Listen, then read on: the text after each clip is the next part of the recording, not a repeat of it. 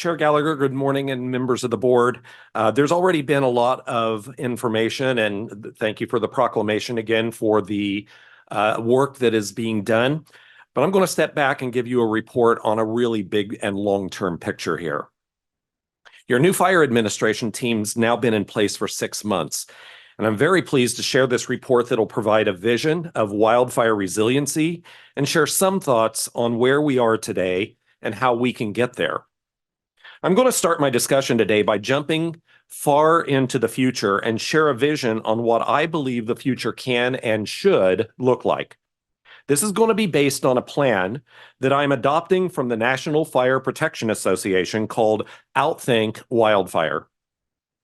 And after that, I'll share with you an overview of current fire prevention efforts here in Napa County, which will explain why I believe this plan can work. And lastly, I'll share some observations and perspectives that I've gained here over the past 6 months and have led me to focus on this effort. Go up 2 slides, please. Skip the introduction there. And the next slide, please. Thank you. I'm going to begin this journey with a story that envisions a future where Napa County and wildfire coexist on a level that is unknown today. I'm going to go to the year 2054, 30 years into the future. As temperatures have warmed on planet Earth and natural disasters, including a surge in wildfires, have resulted in catastrophic impacts on both natural and built environments across the globe. Communities and lives continue to be lost at an alarming rate, and recovery from these impacts are becoming insurmountable. But just hold on with me and don't panic. The story does get a little better. There are certain locations on the earth where these impacts are quite different, and Napa County is one of those places. Yes, wildfires do continue to occur, but with a far different outcome than seen in most areas. You see, Napa County recognized the growing threat of wildfires decades ago, having suffered from devastating wildfires in the years surrounding the teens and 20s of the early 21st century. From those early days of difficult losses, a new vision was created that propelled Napa County on a different path than most communities around the world. In this future, both good and bad fire exist, as well as good and bad smoke. But the good fires temper the impact of bad fires when they do occur. When the bad and unwanted fires ignite, they find a landscape that has been managed in a way that prevents these fires from raging into the infernos of the past. These wildfires mirror a more natural wildfire existence that has not been seen by humans for many hundreds of years in the past.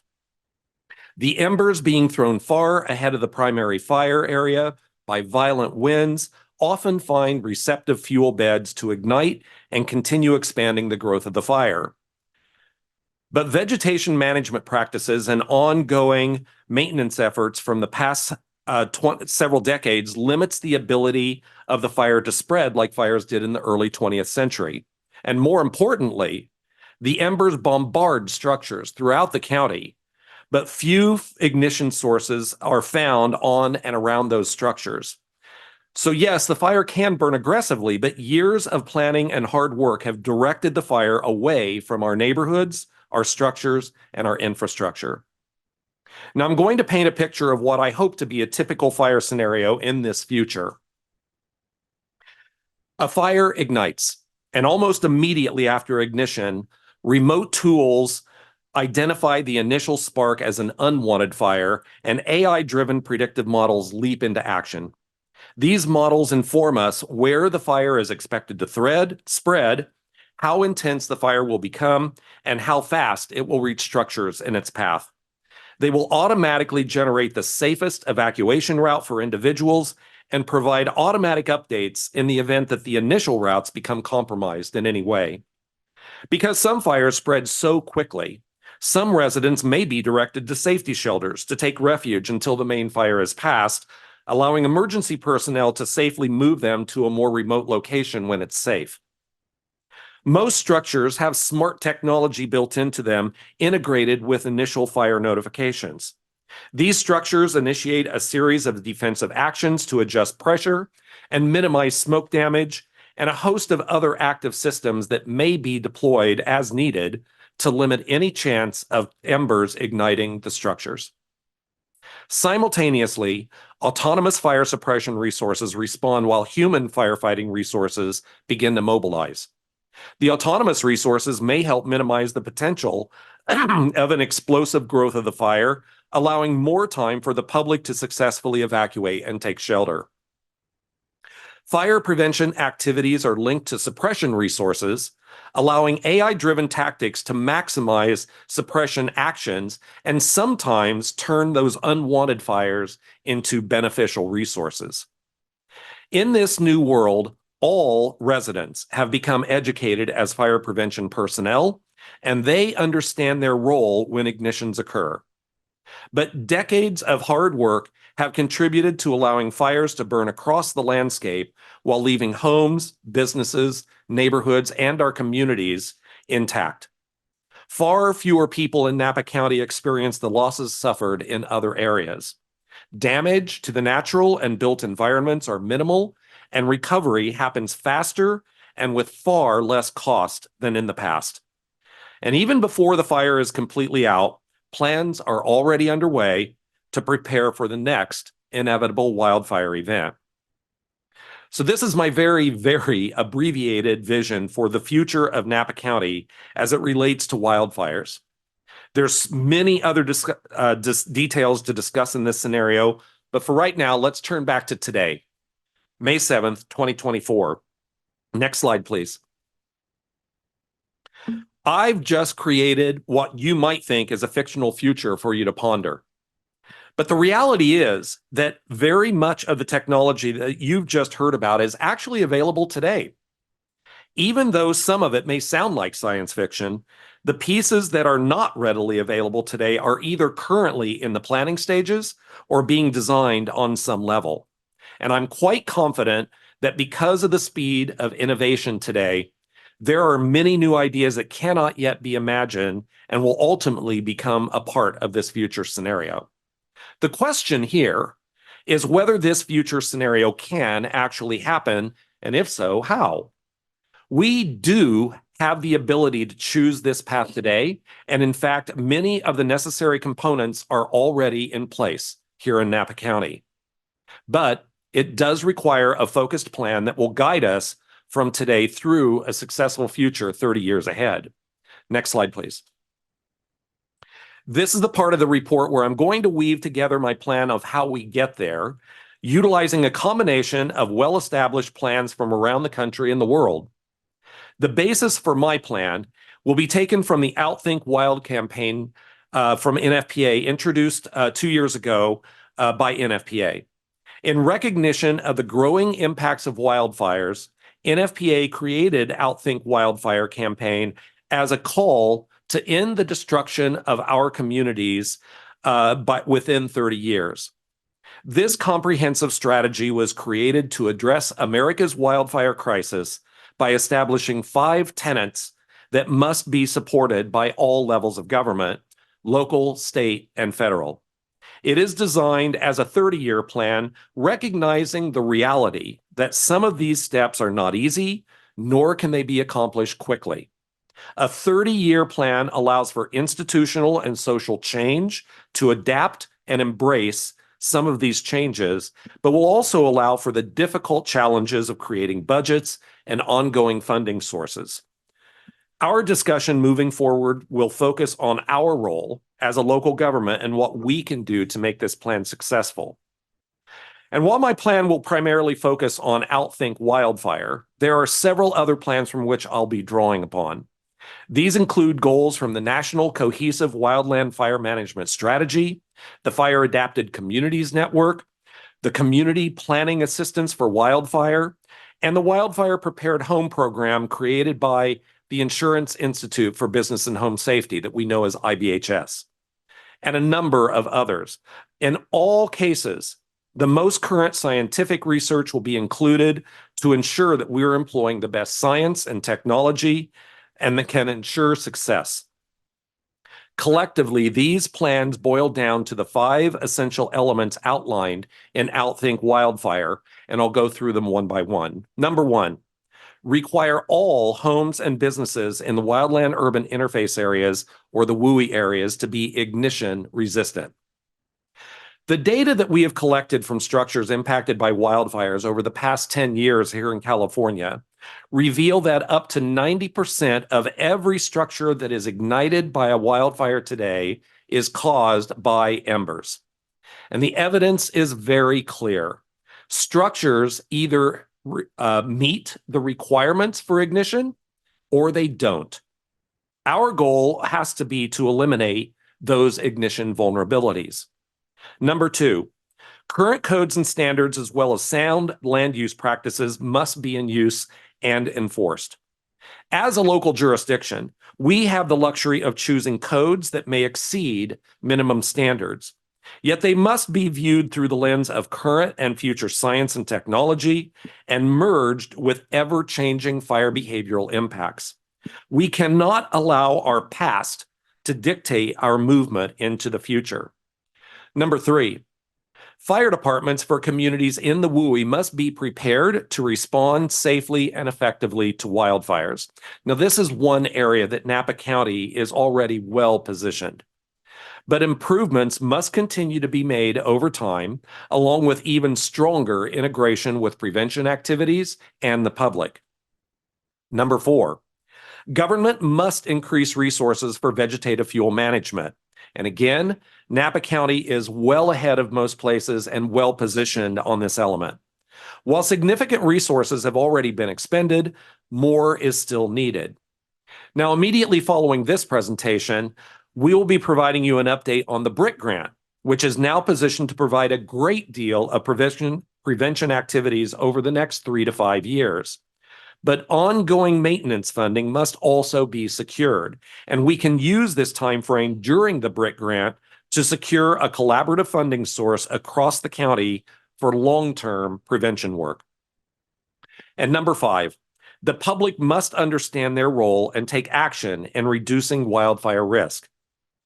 Public education, and more importantly, the acceptance and the embracing of a new paradigm of wildfire resiliency is essential to achieve this goal. The reality is that this effort is largely a social issue. Similar changes on this level sometimes take a full generation to gain acceptance and become part of our social norm in our society, which is one reason why this plan is envisioned to take 30 years to implement. But the choice of voluntarily living in a wildfire-prone environment comes with the acknowledgement of the responsibility and the requirements that all of us as individuals, as families, and community members owe it to ourselves and our neighbors to take action toward reducing our own wildfire risks from wildfires. Now, some parts of these elements have already found a very sound footing here in Napa, and over time, there will need to be changes to codes and policies, and your fire administration team will be here to help guide you through those actions. Much of this plan requires a higher level of education across the spectrum, while other components are more social in nature, and they will require acceptance and embracing by the public as well as government agencies. Next slide. But I'm 100% confident that in our ability to get this done. And why? Because we really don't have a choice. All the amazing work and progress that is already being done here and around Napa County is proof that we can do this. Because of the extreme impacts that this county has encountered, residents and communities have banded together to form 21 fire safe councils. Individual property owners and businesses have taken the initiatives to move fire prevention to a very high priority. And the county has funded many millions of dollars in grants to remove hazards from the landscape and improve evacuation routes. Many NGOs, such as the Napa Valley Community Foundation, the community organizations active in disaster, the Resource Conservation District, the pre-fire coordinating groups, Napa Valley Vintners, the Farm Bureau, Napa Valley Grape Growers, and particularly our fire department, NCFD, both paid and volunteer, and many, many others who are not named here today.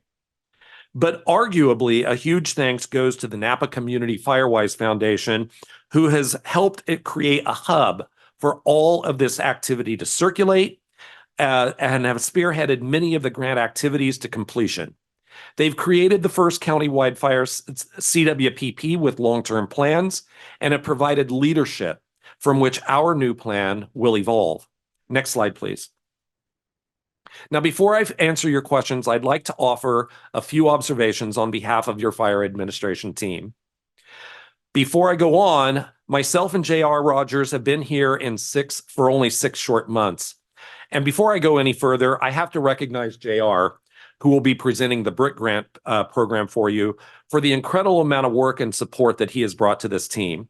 The activities that we've been involved with and the successful integration of fire administration work across the county simply would not be as successful without him. Now, the plan I've just laid out to you, although very global and long-term in design, will be tailored to the specific needs and situations here in Napa. The fire impacts that we've all experienced over the past years have not only been a wake-up call and a laboratory for us to learn from, they've also been extremely traumatic for all of us. And that trauma from those frightening events is very real in many people today. This trauma must be acknowledged and supported. And everyone who experienced these events can share stories that will remain with them for the rest of their lives. Next slide. But there's also a downside that exists to this. Throughout the past 6 months, JR and I have attended more meetings than we can count with various groups, organizations, and individuals across the county.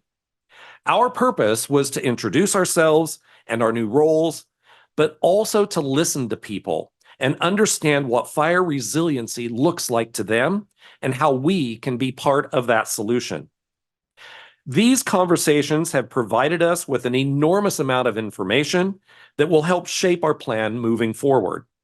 But these conversations and public meetings have also revealed this trauma that in some ways is causing barriers to prevent us from moving forward.